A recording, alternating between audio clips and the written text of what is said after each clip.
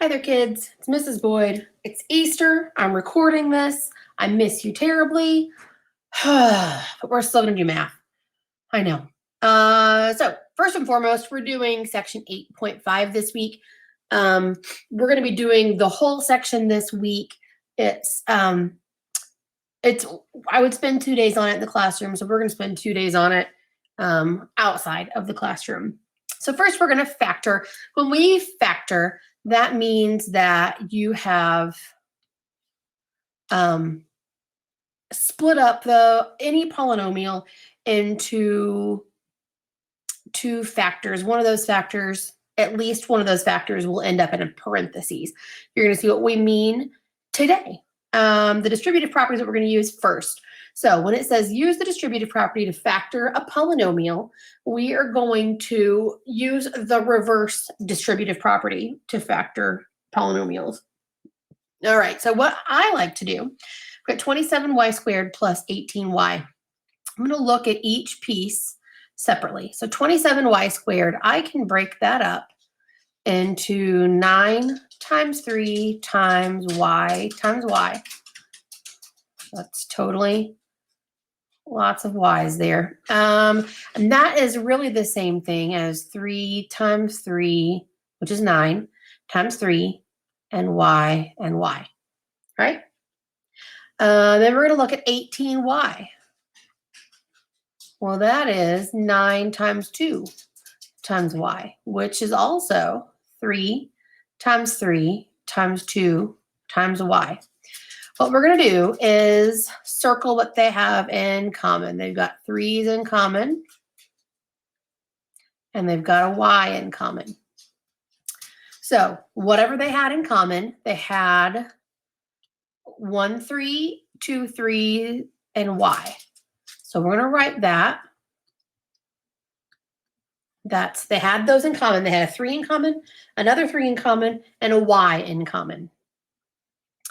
And then inside the parentheses, I'm going to write everything that is not circled. So 27y squared is first. So we'll look at this top expression here. And I've got 3 and y that are not circled. Well, that goes inside the parentheses. For 18y, I've only got 2 that's not circled. So there's a plus in between 27y squared plus 18y. This plus stays there. So that's plus 2. So to simplify what's outside, I'm going to multiply everything together. 3 times 3 is 9, times y is 9y. And the 3y plus 2 stays the same. And that's factored. I don't think I did a very good job at explaining it, but I'm hopeful that you get the gist after we do a couple more. So if we want to check this, I'm going to use the distributive property and multiply it back together. Okay, so 9 times 3 is 27. Y times y is y squared. Plus 9 times 2 is 18. Y. So this should be the same as that. And it is. So like I said, it's this reverse distributive property today. Let's do another one. Negative 4a squared times b. We're going to look at that one first. Negative 4a squared b. Let's split it up into all of the prime factors. Well, if ever it's got a negative, or like in the second term here, if there's a minus, I'm going to always factor out negative 1 by itself. And I'll show you why here in a second.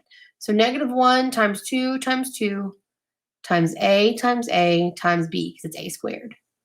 Then we look at negative 8ab squared. That's negative 1. And 4 times 2 and a and 2 b's, which I can split this 4 up. I'm going to do it without rewriting it. I'm sorry about that. You guys can rewrite it at home.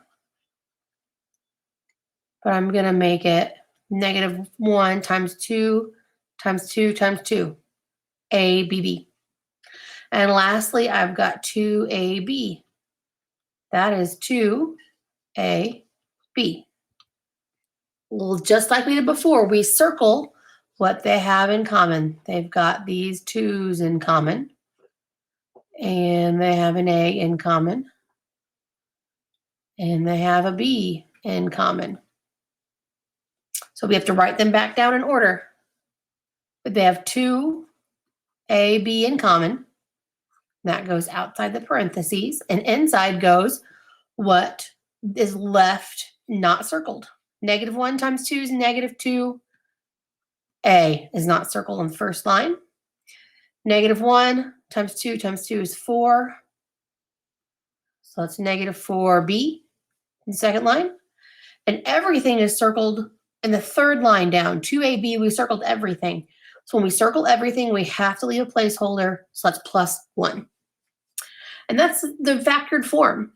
Let's multiply these back out and check our work. 2 times -2 is -4. A times A is A squared, B. 2 times -4 is -8. A, B squared, plus 2AB. And this that we just multiplied should be the same as that, and it is. We did it. We're not even try this one on your own. We're gonna do it together because this one is weird and it's a little confusing. You know what? Do it on your own. Forget I said it. Try it. Ready, set, go. Okay, 15W is the first term. We can split that up into 3 times 5 times W. -3V. We can't split that up. That's -1. Sorry, I wrote that wrongly. -1 times 3 times V. So they have in common only that 3. So the 3 goes out in front. Got 5W remaining on the top line, minus V or -1V, either one, left on the bottom. And that's the answer. Hot dog, we did it. All right, last thing we're going to tackle today, factor by grouping. There's some rules you have to follow before you can use this method. There have to be 4 or more terms. I won't give you more than 4. We're only going to have 4 terms for this. They have to have common factors that can be grouped together. You'll see what happens here in a second when we do it. But if you ever are given an expression with 4 terms, factor by grouping should be the first thing that you try. So let's look at example 2 here. We have 4QR plus 8R plus 3Q plus 6. We look across all 4 of these terms. There's not one thing I can divide them all by. I can divide 4 and 8 and 6 by 2, but not 3. I can divide 3 and 6 by 3, but not 8 and 4. These 2 have Q's. These 2 have R's. This one is a constant. So they don't have one thing in common that I can divide them all, that I can factor out. So I'm going to take the first 2 terms and group those together in parentheses. And the second 2 terms and group those together. Notice here, I put the plus sign, this middle symbol, in the second parentheses. That way, if this is a minus, I know that that sign goes with the 3. If this were minus 3Q, it would be -3 for this term, okay? So another way to think about factoring, besides thinking about the prime factors, is to think about what you can divide both of the terms by. So 4QR and 8R, think to yourself, what number can I divide both of these by? You could think 2, and that would be fine. You could go ahead and factor. Let's try that. So you take 2 out, and you're left with 4. Oh, so sorry. Dang it, I'm fired. 2QR plus 4R. Well, I can divide those by 2 again. So I'm going to divide another 2 out, and that comes out in front. I'm left with QR plus 2R. Now I see that they've also got an R in common, so I can divide out the R and have Q plus 2 left in the parentheses. So if I multiply this out in front, I get 4R. times q plus 2. So the factoring is thinking about what can I divide all the terms in the parentheses by. Whatever you divide comes out in the very front. Let's look at the second set of parentheses. I've got 3q plus 6. Well, I know I can divide 3 and 3q plus 6, but I can divide both those terms by 3. And I'm left with q plus 2. So I want you to look at something. We're going to look at these two expressions. Q plus 2 is in the parentheses here. Q plus 2 is in the parentheses here. That's what has to happen for factoring by grouping to work. In the parentheses, what is left after you factor has to be identical in each set. So to finish this, you're going to put that parentheses that is the same. The repeated identical parentheses is going to be one of your factors. The other factor is also going to go in parentheses, and that is everything outside of the parentheses. So 4r plus 3 is your second factor. Okay, so let's use the FOIL method, which we've learned, and multiply these back together and see if we did it correctly. So q times 4r is 4rq. Q plus 3 is plus 3q. 2 times 4r is plus 8r. 2 times 3 is plus 6. So I have 4qr, which I've also got right here. 3q is right there. 8r and 6. We did it. This is the correct way to factor our initial expression. Okay? So group the first two terms together in parentheses and the last two terms together in parentheses, and then factor them each separately. Okay. The next one is a similar, but not exactly the same. Let's do this one together as well. So I'm going to group the first two. We've got 4 terms. I'm sorry. Let's take a step back here. We've got 4 terms. I've got to look first and see if I can divide them all by the same thing. It's 4n, or rn, 5n minus r minus 5. Well, I can divide those by 5, and those by r, these by n, these by -1. Not the same thing altogether, though. So factor by grouping, we do. First two terms go together in parentheses. Last two terms go together. What can I divide? Rn plus 5n. I can divide both of those by what? Answer on your computer. I hope you said I can divide them both by n. And I'll be left with r plus 5. Now the second set of parentheses. What can I divide both of those by? You might be asking yourself. I don't know. Take a big guess on your computer right now. If you said -1, you're right, because they're both negative. I can divide them both by -1, and I'm left with r plus 5. Just like above, I've got 2 sets of parentheses that are identical. So whatever that identical parentheses is one factor. The other factor is everything outside of the parentheses, n minus 1. Okay, and that's your answer. Now, you might be asking yourself, does the original order of the expression matter? If it was rn minus r and 5n minus 5, would that change anything? No, it would not. You can arrange these 4 terms in any way that you want, as long as they keep the sign in front of them, and it will always factor out to this. Okay? Okay, moving on. We're going to do some more factor by grouping. This is the very last thing. This is just a little bit different. I want you to try this one on your own. It's going to be a little different. Do your best, and we'll walk through it here in just a second. Okay, so I've got 2mk minus 12m plus 42 minus 7k. You should have looked to see that there is not one thing that I can divide all 4 of these terms by. That means factor by grouping is going to be the way to go.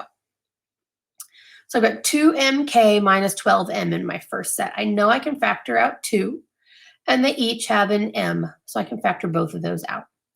And I'm left with k minus 6.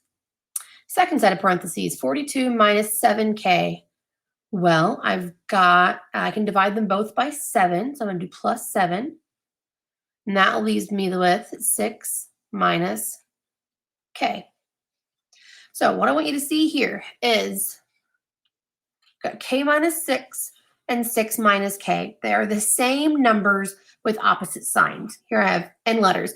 I have positive k and negative k. Negative 6, positive 6. So what we have to do is factor a negative sign out of one of these parentheses to change the signs. So what I like to do is leave the first section the same, 2m times k minus 6. And instead of factoring out positive 7 here, I'm going to factor out a negative 7 because when I divide by a negative, signs change. Now I've got negative 6 plus k plus k. So I can put this together. I've got k minus 6 is my first set of parentheses because I can rewrite this k minus 6, right? Second factor is everything outside, 2m minus 7. All right? When in doubt, if you've got same numbers and letters like we had here, plus k minus k plus 6 minus 6, factor out a negative and flip the signs. Okay? The next one is all you.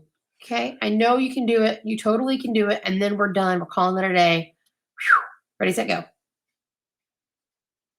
All right. You've checked this problem over. There's nothing that they all have in common you can factor out. We're going to go straight to factor by grouping. I know I went through the positive there with 8D. Sorry about that. I can factor out of the first set, C, and I'm left with 1, because C divided by C is 1, minus 2D. Out of the second set, I can factor out 4, which is 2D minus 1. Uh-oh. Here's what happens. Plus 1, minus 1, plus 2D, minus 2D. So that means the first set of parentheses will stay the same. And I factor out a negative 4 instead of positive 4 and flip these signs to the opposite of what they are. Now those parentheses are identical. So what's inside and identical is our first factor. What's outside is the other factor.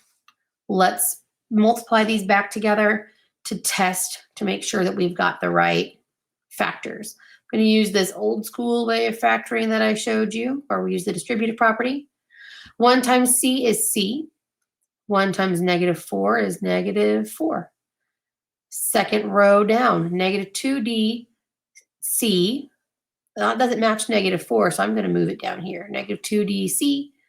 Negative 2D times negative 4 is different again, so that's positive 8CD. That leaves me with C minus 2DC plus 8C8. No, crap, that should have been 8D. Sorry about that, I multiplied wrong. That should just be D minus 8 or plus 8D minus 4. We totally did it. When you get done, check your work by multiplying. Okay? Please reach out if you have any questions. I miss you terribly. I think about you every day. I hope you're amazing. Hugs to you. Happy Easter. Bye. Okay, welcome to part 2 of section 8.5. Today, we're going to learn about, we're not even going to factor today. You're just going to use these factors to solve equations today. So we're going to have a little bitty short baby lesson, and then you're going to be on your way. So we're going to use, I'm going to go back up here just a smidge, the product property. If the product of any two factors is 0, which means, let's look at this example 4. If we've got this factor times this factor equals 0, the product means you've multiplied, right? The product of these two factors is 0. You multiply two things together and get 0. Then at least one of the factors must be 0. So what does that say about the solving of these equations? That means if I've got 2D plus 6 and 3D minus 15, and I multiply those factors together and get 0, then at least one of these factors has to be 0. So what does that mean to solve, you ask? That means I can take each factor, 2D plus 6 and 3D minus 15, and set them each equal to 0 and solve for the variable. When I do that, let's try it out. We've got to get D alone in this first one. So we subtract 6, and we get 2D is negative 6. And divide by 2, D is negative 3. I'm going to add 15 on the right. I get 3D is 15. Divide by 3. D is 5. All right, so I have two different numbers, negative 3 and 5. Whenever I plug these numbers in one at a time, I should get this solution to this equation should be 0. So let's try it out. We got negative 3. I put in 2 times negative 3 plus 6 times 3 times negative 3 minus 15. That should be 0, right? Because here I've got negative 6 plus 6 times negative 9 minus 15 is 0. Negative 6 plus 6 is 0. And 0 times this negative 24 is 0. 5 should be the same way. We plug 2 times 5 plus 6 times 3 times 5 minus 15 is 0. Well, that's 10 plus 6 on the left and 15 minus 15 on the right. 15 minus 15 is 0. 10 plus 6 is 16, and 16 times 0 is indeed 0. So we have these two numbers that are the solutions to this equation. When we represent this solution, I want you to give me 1 D equals, 1 variable equals, and you're going to list both numbers with a comma in the middle, negative 3 and 5. All right. One of the caveats to this is that your equation must be set equal to 0 to use this. So for the second problem, c squared equals 3c, we don't have an equals 0. So this won't work yet. So I want to force this to be equal to 0 to solve. So I'm going to subtract 3c from each side and get all the c's together. I've got c squared minus 3c is 0. Well, now I see, pun intended, that I can factor c squared minus 3c. I can just divide everything by c, and I'm left with c minus 3 equals 0. Well, this can use the zero product property. If these two factors multiply together and get 0, at least one of them has to be 0. So we say c equals 0. That's one factor equals 0. And c minus 3 is 0. Other factor equals 0. So c equals 0 is one of our factors, one of our solutions. We add 3 to each side over here and get c is 3. Final answer, c is 0 and 3. We factored it, we set each factor equal to 0, and those are the solutions to our equation. We will plug in 0 or 3 to this equation, we should get 0 for our solution. Clear as a bell, I hope. This last one is all you. Do it. All right. We've already got everything's factored. The solution is 0. So the zero product property says with two factors multiplied together equals 0, one of them must be 0. So we write each of these factors and set it equal to 0.